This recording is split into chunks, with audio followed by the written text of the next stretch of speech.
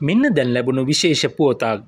මෙරට පාසල් විභාග ඉතිහාසයේ පැවති සාම්ප්‍රදායික ක්‍රමවේදයක සුවිශේෂී වෙනසක් සනිටුවන් කරමින් මෙවර අඛණ්ඩව පැවැත්වුණු අධ්‍යයන පොදු සාතික පත්‍ර සාමාන්‍ය පෙළ විභාගයේ දිවයිනේ ප්‍රථම ස්ථාන ඇතුළු කුසලතා ලබාගත් සිසුන්ගේ නාම ලේඛනය නිල වශයෙන් මාධ්‍ය වෙත නිකුත් නොකිරීමට විභාග දෙපාර්තමේන්තුව තීරණය කර තිබෙනවා.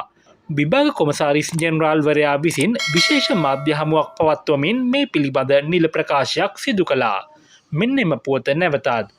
මෙරට පාසල් විභාග ඉතිහාසයේ පැවති සාම්ප්‍රදායික ක්‍රමවේදයක සුවිශේෂී වෙනසක් සනිටුවන් කරමින් මෙවර අඛණ්ඩව පැවැත්වුණු අධ්‍යයන පොදු සහතික පත්‍ර සාමාන්‍ය පෙළ විභාගයේ දිවයිනේ ප්‍රථම ස්ථාන ඇතුළු කුසලතා ලබාගත් සිසුන්ගේ නාම ලේඛනය නිල වශයෙන් මාධ්‍ය වෙත නිකුත් නොකිරීමට විභාග දෙපාර්තමේන්තුව තීරණය කර තිබෙනවා. විභාග කොමසාරිස් ජෙනරාල්වරයා විසින් විශේෂ මාධ්‍ය හමුවක් පවත්වමින් මේ පිළිබඳ නිල ප්‍රකාශයක් සිදු කළා.